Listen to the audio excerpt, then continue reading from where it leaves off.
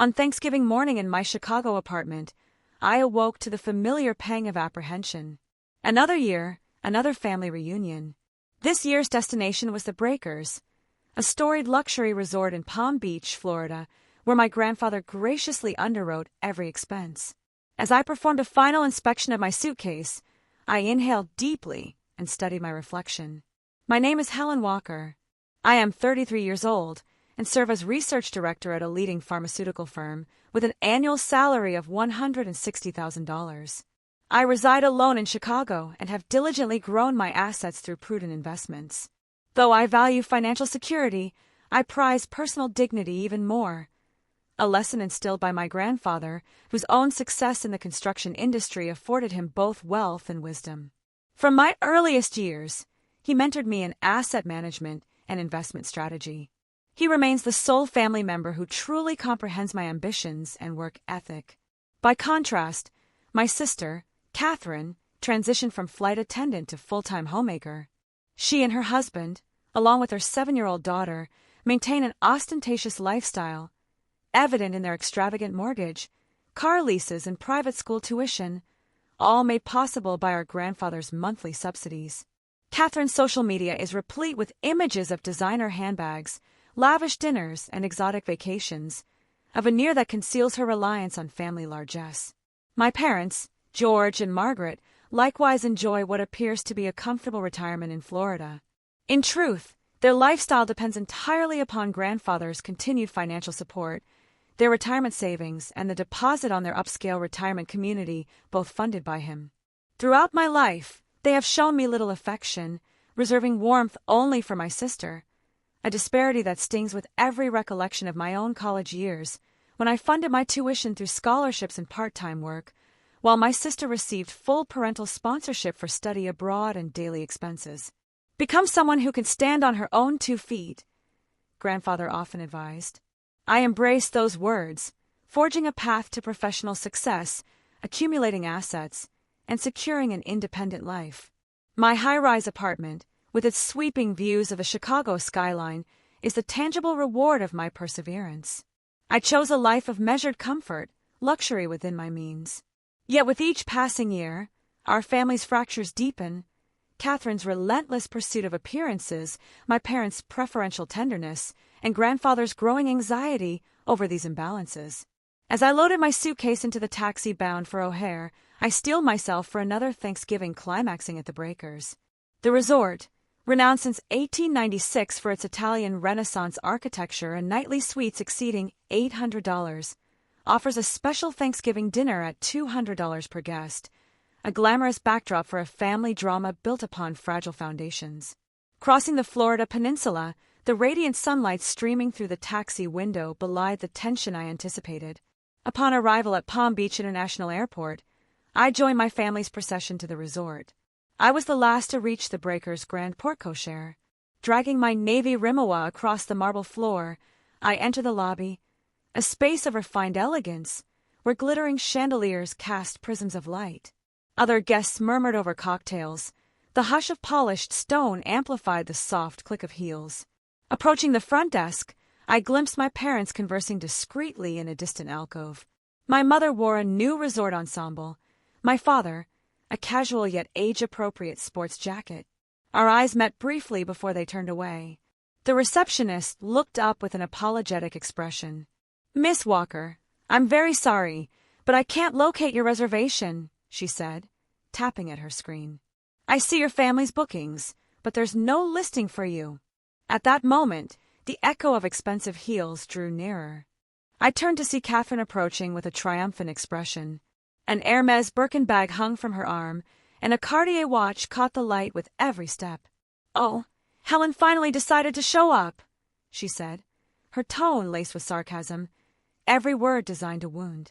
The front desk staff continued tapping through the reservation system, their uncertainty growing more visible. Around us, curious glances began to drift in our direction. "How strange there's no reservation for you." Catherine's voice rose purposefully, projecting across the grand lobby.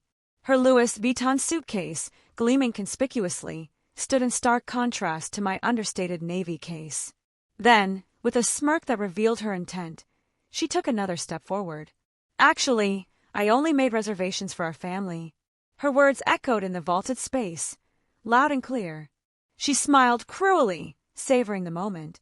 A suite for me, my husband, and Amy. Another for Mom and Dad.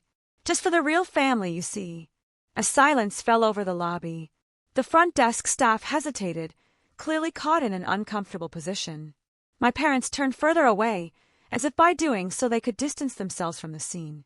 For a moment, time seemed suspended. The air turned brittle. I took a slow, steady breath and spoke with measured calm. I see.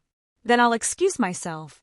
My voice surprised even me, clear, composed, untouched by the sting of humiliation. With a small nod to the staff, I pulled out my phone and opened a taxi app. Wait, Catherine called after me, her voice momentarily faltering, but I was already turning toward the exit. I could feel the staff's sympathetic gaze behind me as I walked across the marble floor. Catherine, though thrown off by my quiet departure, quickly composed herself, still wearing her smug expression.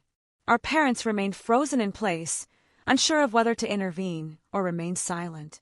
The only sound that followed me was the quiet tap of my footsteps.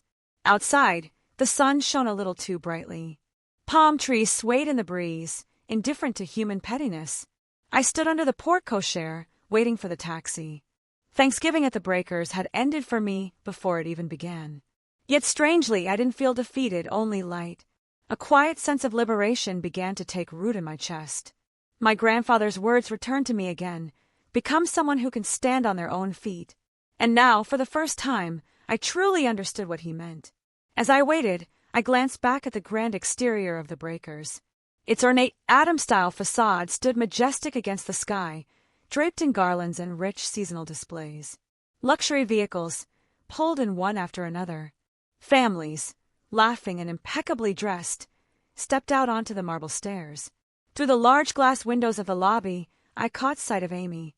She wore an elaborately frilled dress, far too formal for a 7-year-old. Fidgeting restlessly behind her mother, she scanned the lobby as if searching for someone. Each Thanksgiving, I brought her a gift. This year, I had chosen a pearl hair clip, still nestled, perfectly wrapped, inside my suitcase. The taxi arrived and I slid inside. Palm Beach International Airport, I instructed the driver. As we pulled away, I opened my phone to search for the next flight back to Chicago. The holiday surcharge didn't concern me. What I had lost in airfare was insignificant compared to the emotional toll this annual gathering had demanded over the years. In the rearview mirror, the Breakers slowly receded, its sunlit grandeur casting a final, hollow glow. A monument to our family's performative unity. And now, that facade had begun to crack. What lay ahead was uncertain, but one thing was undeniable: there would be no returning to what once was. Inside the taxi, a stillness settled. The soft hum of the engine, the chilled air, and the leather seats provided quiet reprieve from the earlier scene.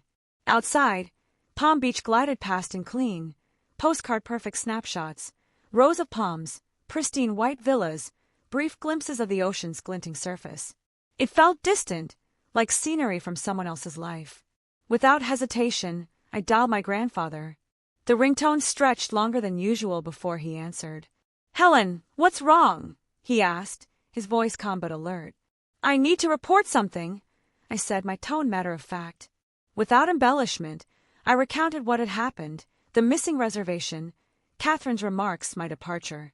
I presented it simply, with no appeal for pity or validation. I could hear his breathing change on the other end, slower, heavier. He was angry, though he said nothing of it directly. "I understand," he finally replied, his voice low. "I'll take care of it." Something in those words carried a finality I recognized. A shift had begun. Not long after we hung up, the calls started coming in. First from Catherine's. More than 10 missed calls flooded in within 15 minutes. "Helen, Amy wants to see you." She was looking forward to our annual Thanksgiving tradition. "Can't you at least consider a child's feelings?" Catherine's voice crackled through voicemail after voicemail, each message more desperate and high-strung than the last. "My friends are coming for dinner tonight. I planned everything down to the table settings."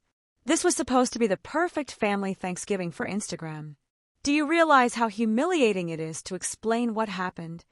The calls kept coming. Between them, emails from our parents began to arrive, each one colder, sharper than the last. We could have booked another room. But as Catherine said, we made room for the real family. You're independent now, aren't you? My mother's message was laced with the same emotional detachment I had grown accustomed to. The implication was clear. I was no longer one of them. If you can afford it, why not just book your own room? It shouldn't be a problem for someone like you. Why are you being so emotional? Then came the cruelest twist.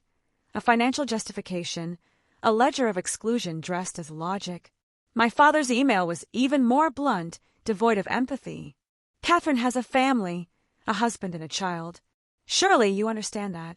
Must you always make things about yourself? It's Thanksgiving. Couldn't you have just quietly gone along for once? This is your problem. You've never cared about family. Mother followed with another message, positioning me as the antagonist.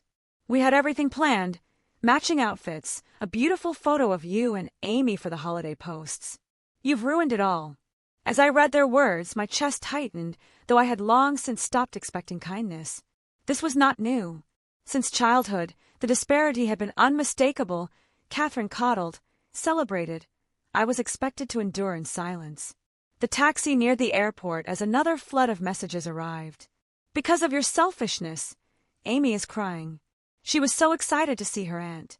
Catherine's voice, still leveraging her daughter as a human shield, pressed on. Behind her maternal mask, all I saw was pride, shaken by exposure. Then came another email from Mother. Poor Catherine. You don't understand how much she worries about Amy's future. But then again, you've never had to think about a child's education, have you?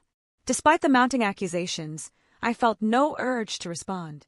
Instead, I felt strangely grateful for their honesty, finally unfiltered and unvarnished. They had shown me precisely who they were. And this time I was listening. Just as the taxi pulled into the terminal, my phone buzzed once more. It was an email from Grandfather. I'm proud of your decision. I understand everything. The words were few, but they struck deep. My eyes stung for a moment, not from sorrow, but from a quiet, steadying resolve. A sense of clarity filled the space, once occupied by guilt. More calls arrived, unrelenting. Catherine again. Pick up the phone. You need to explain everything to Grandpa. This is getting out of control. Our parents followed with accusatory pleas. You're tearing the family apart. But their voices no longer reached me. I had crossed into a space of stillness, where manipulation held no power. As I stepped out of the taxi and walked toward the terminal, I completed the booking for a flight back to Chicago. Airfare during the holidays was exorbitant, but I paid without hesitation. This wasn't just a flight home. It was a passage into freedom from expectations, from roles I no longer wished to play, from the illusion of a family that never fully embraced me. Roughly 30 minutes into the flight, a new message came in. It was from Grandfather. All family members were copied on the email. Subject: Final family statement. Today, on Thanksgiving, a serious incident occurred, one that has deeply violated the dignity of our family.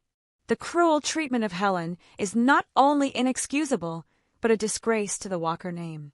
Effective immediately, I am freezing all financial support to George, Margaret, and Catherine. Let this be clear. Your current lifestyle is built entirely upon my support. For those who have lost sight of what family truly means, choosing vanity and performance over integrity, you are no longer entitled to the privileges that come with my trust. I was halfway through reading when Catherine's calls resumed, now frantic and unrestrained. Helen, please answer. Talk to Grandpa. Her voicemails followed, frantic, fragmented. You have to fix this. Do you know what you've done? Her tone, usually sharp, rehearsed, had dissolved into something desperate, panicked. She understood, finally, the consequences. Her entire life was built around Grandfather's $30,000 monthly support. Without it, the facade would collapse. Our parents followed with another wave of messages. The arrogance was gone. Helen, please, this affects our retirement. That luxury community. We'll lose everything. Could you just speak to him again? The $150,000 deposit, the healthcare plan, all of it teetered on the brink.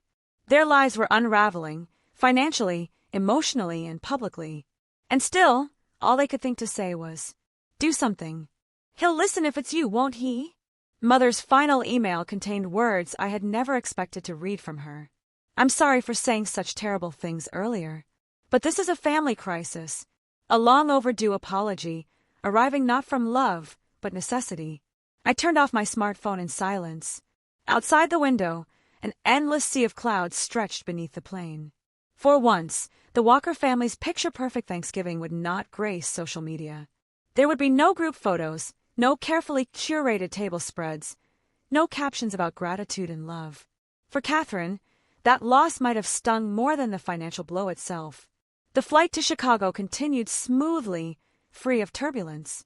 The passenger beside me was browsing recipes, perhaps planning their own Thanksgiving dinner. Normally, I would have been sitting in the Breakers Lounge with Amy, presenting her a small, thoughtful gift. This year, it was a pearl hair clip, still neatly wrapped in my suitcase.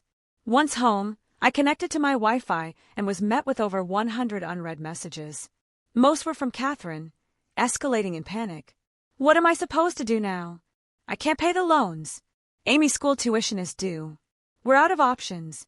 Emails from our parents had also shifted in tone, from passive-aggressive blame to genuine fear. The retirement community says the $150,000 deposit is non-refundable. Our health insurance support is ending. I can't sleep at night thinking about medical bills. But the most decisive message came from grandfather, addressed to the entire family. Subject: Final notice. This measure is irreversible. It is the direct result of your own actions. Any objection to my decision will lead to the permanent termination of all remaining support. I read each message with quiet detachment, gone were the condescending tones. In their place, desperation, bargaining, and guilt. For the first time, I saw my family without filters, without illusions, just as they were. I put down my phone and walked to the kitchen. The apartment was calm, clean, mine. I brewed a pot of tea and added a slice of lemon.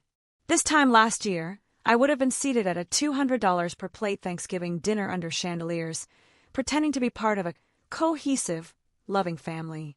The memory made me smile, not with bitterness, but clarity. Every year, my sister had posted those lavish meals online, masking a life that had long been financed by mounting debt and grandfather's generosity. Behind the scenes, they struggled even to cover minimum credit card payments. As the kettle steamed, a call came in from Catherine's husband. His voice was uneven, angry, and confused. Buried between complaints about their finances were criticisms of Catherine's spending. It seemed the cracks in their lifestyle were now opening within their marriage, too. Further emails from my parents followed, now filled with financial breakdowns and veiled guilt. The retirement home won't return the advance. Medical insurance will become self-funded starting next month. Because of you, our entire retirement is at risk.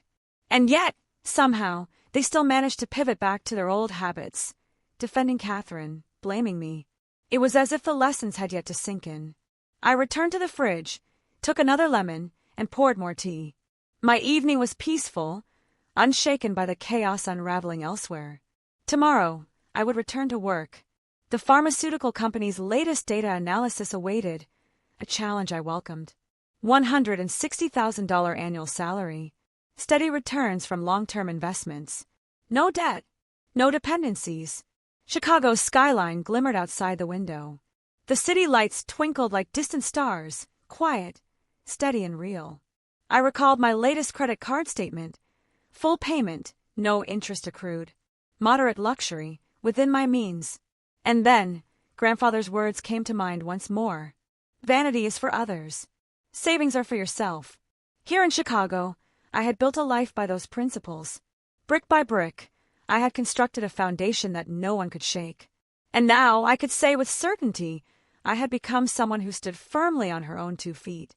The phone continued to buzz, but those voices, those demands, no longer held weight. They belonged to a version of my life I had walked away from. 2 weeks passed.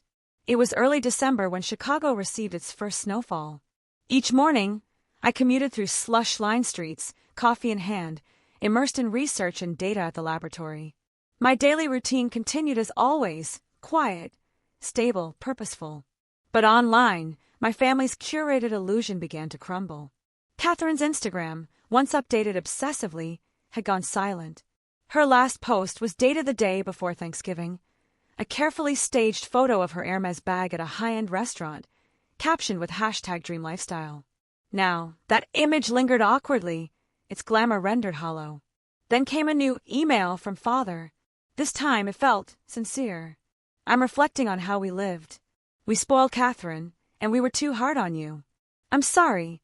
Similar messages followed from Mother. The healthcare costs, now unbuffered by subsidies, were proving sobering.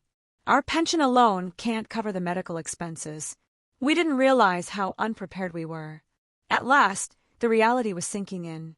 Not just the financial cost, but the emotional bankruptcy of lives built on entitlement and denial. And I, alone in my apartment, sipping warm tea as snow fell gently beyond the window, felt only one thing: peace. I finally understand how luxuriously we were living. That line stood out from Catherine's latest message. But it was her husband's unexpected call that revealed how serious their situation had become. I discovered debts she had hidden from me. The credit card balances are staggering. We can't sustain this lifestyle any longer. With Grandfather's financial support withdrawn, their carefully constructed illusion of prosperity was unraveling fast. We're looking at smaller houses now, even considering public school for Amy. Catherine cries almost every night. His voice carried the weight of exhaustion, of resignation. Their marriage, once a public performance of perfection, now teetered on the edge. In contrast, my life remained serene. Each morning, I arrived at the office by 8, returning home at 6. Weekends were spent reviewing financial strategies, attending investment study groups, and ensuring my plans remained aligned with a life of self-sufficiency and purpose. Just yesterday, I was promoted to team leader for a new research initiative. My salary was expected to increase incrementally with this new role. My investment portfolio remained healthy. My future held no looming threats. Vanity brings momentary satisfaction. Savings bring lifelong peace of mind. Those words from Grandfather now echoed not just for me, but throughout the family, each member reckoning with the cost of living for appearances. As my parents fretted over the future of their retirement, and Catherine wrestled with her financial downfall, I continued living a quiet, measured life. Over the past 2 weeks, the once relentless stream of messages had slowed. What had been daily calls and pleas became infrequent, 1 or 2 messages a week. Their tone had changed as well. The outrage and entitlement were giving way to reluctant acceptance. Amy will be transferring to public school. She's riding the school bus now. I never thought this would happen. Catherine's latest message hinted at resignation. The private school lifestyle she once flaunted on social media had vanished, never to be posted again. Our parents, too, had moved from their upscale Florida retirement community into a modest condominium. Medical bills were now a real concern, and the dreams they constructed on borrowed wealth had dissolved almost overnight. We've lived with the wrong values for too long. That was Father's latest admission. Whether it marked the beginning of genuine change remained to be seen. Last week, Grandfather sent a brief note. Awakening to the truth of life sometimes brings pain, but it's necessary pain. Your decision gave them an important lesson. I didn't reply. I simply saved the email and sat with its meaning. That evening, beneath the quiet winter sky of Chicago, the first stars of the season shimmered. 3 months after that Thanksgiving, the early signs of spring began to show. My life, unchanged in its rhythm, felt more grounded than ever. The new pharmaceutical project progressed smoothly, and last week I received confirmation of another promotion. I had been appointed research director. My salary would rise to $200,000. My investments flourished. My assets grew steadily. From my office, I could see the endless surface of Lake Michigan glistening in the spring sun, a quiet symbol of hope and renewal. Stacks of research data awaited on my desk. The work, challenging and precise, was deeply fulfilling. The other day, I received a birthday gift from Grandfather, a simple, elegant pearl necklace. The attached card read, in his graceful handwriting, "True brilliance dwells in those who stand on their own feet." I had begun cautiously re-establishing contact with my parents. They had settled into their modest condominium and were adjusting, however gradually, to life without subsidies. The tone of my mother's recent emails had shifted. Luxury brings momentary joy, but there's true security in a grounded lifestyle. For the first time, her words felt sincere. My sister's family had moved to a quiet suburban neighborhood. Amy now attended public school and was growing used to riding the school bus. Catherine's once bustling social media remained dormant. In one rare email, she confessed, "It all feels so empty now. Posting just to keep up appearances." She spoke of mounting credit card bills. Her marriage remained strained, but at least they were no longer retreating into denial. As for me, I had begun setting new goals. I aspired to lead my own research team, mentoring younger scientists, contributing to meaningful discoveries, and leaving behind a legacy built on integrity. On weekends, I continued attending investment and economic study groups. There, I met others who lived modestly, intentionally, without masks or pretenses. The conversations were refreshing, sincere. In them, I felt a sense of community I never found in my family's performances. That Thanksgiving had left each of us with undeniable lessons. The necessity of financial independence, the emptiness of living for others' approval, the essence of what family should be, not inherited by blood, but earned through truth and loyalty. Grandfather's final words lingered in my heart. Real bonds can only be born after overcoming hardship. In the bottom drawer of my desk, the pearl hair clip I had bought for Amy still rested, carefully wrapped. Perhaps someday, when she understands the true meaning of value, not in things or social media validation, but in self-respect and quiet strength, I will give it to her. Outside the window, the first winds of spring rustled through the trees, lining the streets below. A gentle announcement. A new season had begun.